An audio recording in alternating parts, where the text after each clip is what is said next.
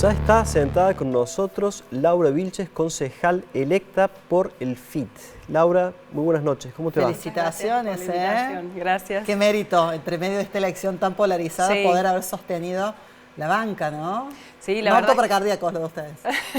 La verdad que fue duro el domingo y bueno, hasta recién el escrutinio definitivo logramos consolidar esa banca a fuerza de mucha militancia, ¿no? De mucho laburo a pulmón. Y contentos y contentas porque creemos que es, bueno, un poco lo que dijimos en campaña, la única voz realmente independiente a las dos grandes coaliciones, ¿no? En 2019 ahora perdieron como un puntito, más o menos. Sí. ¿A qué se lo adjudicas a eso? Mira, creo que fue un escenario distinto en este sentido de una gran polarización que se llevó el grueso de los votos. Otro poco la baja participación, que creo que es un dato notorio también para tener en cuenta y que nosotros entendemos que es parte del descontento con la política tradicional y por eso estamos alentando a que se exprese. Digo, es un año donde todavía quedan instancias electorales, es muy importante que esa bronca, ese descontento, esa apatía, en todo caso, para que se exprese por la positiva, que sea concurriendo a las urnas. Nosotros estamos llamando a fortalecer a la izquierda justamente en una escenario como este. Voy con mi compañera Miriam Bregman como candidata a presidente, Nicolás del Caño, Liliana Olivero aquí en Córdoba, justamente porque entendemos que nuestras voces como voces de la izquierda son fundamentales en los recintos, pero sobre todo también por la articulación que hacemos con la calle, que es donde está la fuerza, ¿no? De los trabajadores, Laura, las mujeres. Te vamos a llevar a hablar de la elección nacional, que también nos interesa contar con tu opinión, tu apreciación, tu lectura, pero antes que nada queríamos cerrar el tema municipal preguntándote, en 2019 se constituyó un consejo deliberante mucho más variopinto, entró Juan Pablo Quinteros, entró alguien del holguismo. ¿Qué pasó? ¿Qué tuvo, a diferencia de todos estos partidos, la izquierda para ser la única que no se cayó en la grieta? Yo creo que el mérito es haber mantenido, por un lado, la coherencia, la consecuencia de nuestros planteos. Creo que eso es muy valorado y lo reconoce todo el mundo con el que hablamos, ¿no? Y por otro lado, que fuimos una voz alternativa.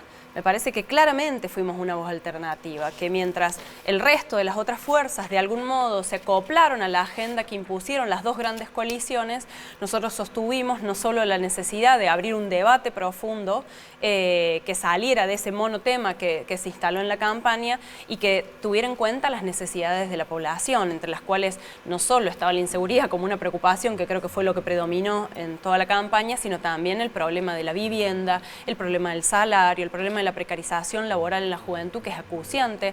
Bueno, la agenda de los derechos de las mujeres y de las diversidades, fuimos la única lista que la presentó claramente. Entonces creo que eso hace no solo a los valores y las ideas que defendemos, sino también a lo que expresamos en campaña, que eran los reclamos que nos venían desde abajo, ¿no? ¿Cómo crees que va a ser tu rol en la banca? Creo que va a ser un desafío grande, ¿no? por esta situación de terciar, no solo porque fuimos tercera fuerza, sino de terciar entre esas dos grandes coaliciones y, como siempre, sosteniendo el compromiso que asumimos, que es un compromiso de estar del lado de los laburantes, de defender sus derechos, que es lo que entendemos que pretenden atacar y por lo que avanzan. Nosotros en campaña decíamos que había dos grandes coaliciones, pero la defensa de un mismo modelo, que es el modelo de la Córdoba de los sectores más ricos, del empresariado, de la especulación inmobiliaria, las grandes multinacionales, el negocio de la basura, del transporte, y que nosotros claramente estamos del otro lado. De hecho, esos son dos contratos que van a tener que revisar. Va a haber que revisar, exactamente. Y nosotros somos laburantes, esto de que soy docente, que estoy dando clases, que bueno, en las salas de profes, entre los estudiantes, el triunfo de esta banca era vivido como propio, porque nos conocen laburando, porque saben cómo vivimos, porque no nos cuentan qué es lo que pasa en las mayorías, y desde ese lugar me parece que es fundamental esto, fortalecer una alternativa como la que expresamos. En el ámbito nacional pensaba, ¿no? Crisis económica y un gran crecimiento de la derecha. ¿Por qué en un sentido así, una situación de este tipo, no ha crecido la izquierda, por ejemplo? Mira, yo creo dos cosas. Por un lado, el crecimiento de la derecha es en términos de expresión mediática y de lo que está planteándose como alternativa. Creo que ha tenido una gran manija, pero que después si vos vas a las elecciones en concreto, la derecha no crece electoralmente, ¿no? De hecho, más bien es todo lo contrario, se hunde. Y por otro lado, me parece fundamental no confundir eso que es expresión electoral con lo que pasa por abajo. Y creo que el caso más claro en este sentido es Jujuy. Gerardo Morales venía de ganar una elección creyendo que iba a ser un paseo la reforma de la Constitución, que acordándolo todo con el PJ provincial, marchaba la reforma y eso no pasó. ¿Por qué? Porque cuando la población se dio cuenta qué es lo que estaban intentando digamos, rechazar y hacer retroceder, que eran los derechos de los pueblos originarios, los derechos de las mujeres a protestar para reclamar, por ejemplo, contra los femicidios, el derecho de los docentes y las docentes a reclamar por sus salarios, que es lo que estaba en juego, tuvo que retroceder, y ahí las bancas de la izquierda, con nuestros 6 convencionales constituyentes, con el rol de Alejandro Vilca, Natalia Morales, compañeras de la juventud como Keila Siqueiros, que vienen además de abajo, de la clase trabajadora, fueron fundamentales para esa articulación que nosotros impulsamos con todos, que es que las voces se expresen en los recintos, pero que a su vez la organización y la fuerza nuestra de las mayorías está en las calles. Laura, te voy a hacer 2 preguntas en una y voy a pelear un poco tu poder de síntesis porque si no me van a retar desde allá.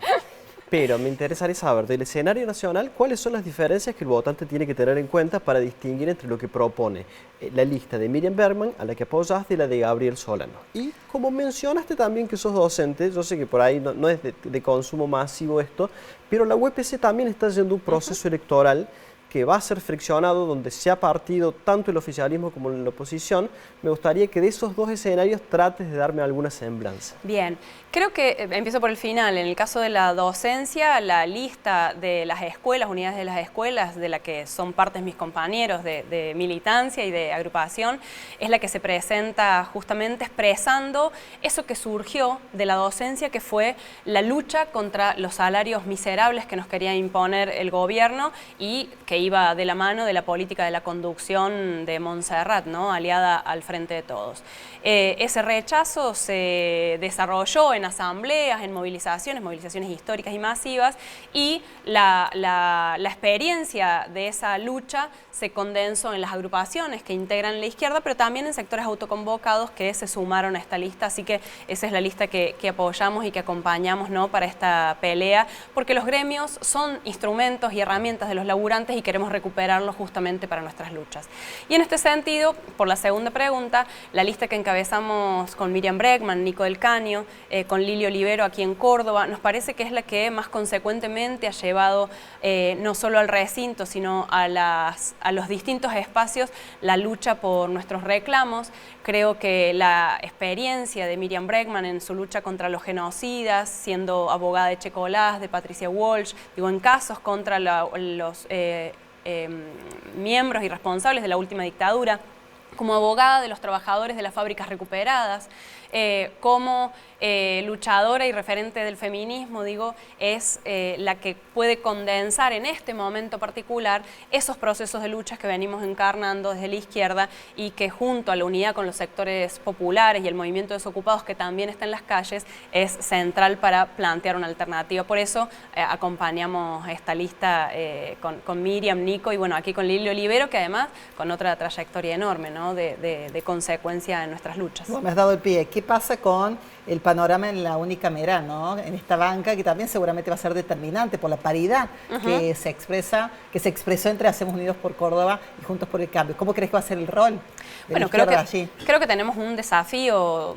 que en un sentido similar al del Consejo, ¿no?, con la compañera ahí Luciana como parte de esas bancas. Hay que aclarar que en las bancas rotamos y sostenemos ese método de rotación, tanto ella como yo, llegado el tiempo acordado, renunciaremos para que con otros compañeros y sobre todo compañeras, en este caso por la ley de cupo, asuman también el rol de las bancas, y me parece que será clave para tratar de llevar tanto a la legislatura como al Consejo Deliberante justamente esas voces y pelear allí no solo proyectos por la positiva, sino rechazar claramente todos aquellos que vayan en contra de los derechos de las mayorías de la población, ¿no?